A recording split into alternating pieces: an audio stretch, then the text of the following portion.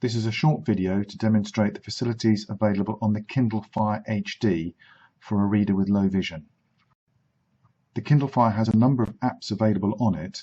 We're going to concentrate on looking at a book or a document and showing some of the font changes that you can make if you have difficulty seeing the text. There's very little changes you can make to the standard interface of the Kindle, but if I go into a book by tapping it,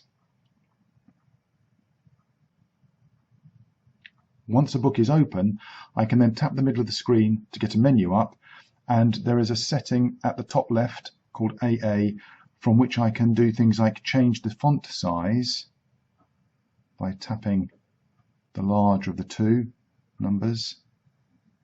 And I can also make changes to things like line spacing and margins if I would wish to get more text on the screen. I can also change the colour mode. For instance, I can make the background have less glare on it if I have difficulty with that bright white that you get, and I can also even change it so that the colours are inverted to white on black. I can further change the actual shape of the font if I prefer something like the Lucida or the Helvetica font, so I can make quite a number of changes to this so that I can make it easier to read.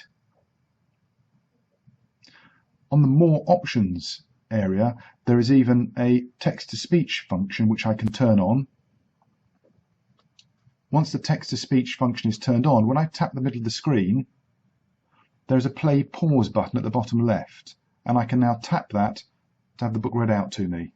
So Alice went on eagerly, "There is such a nice little dog near our house I should like to show you, a little bright-eyed terrier, you know."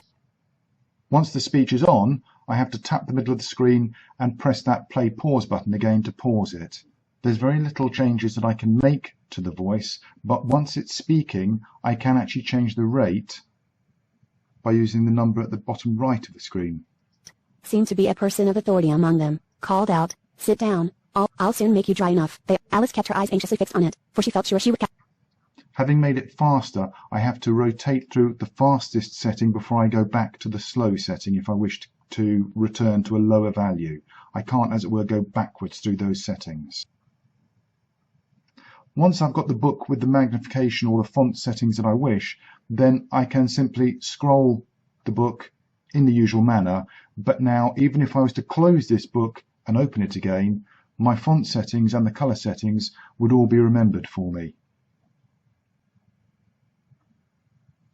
The last change that I might want to make is to have a single column of text.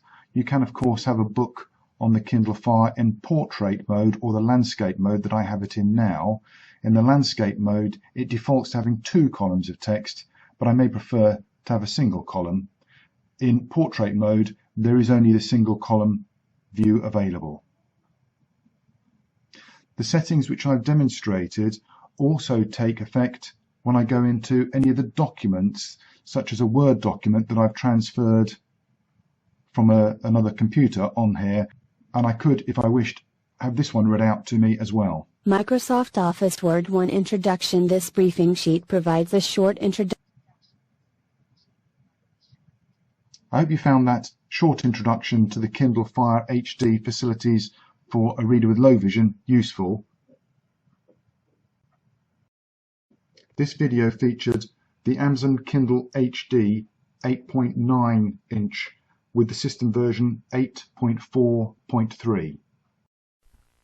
RNIB, supporting blind and partially sighted people.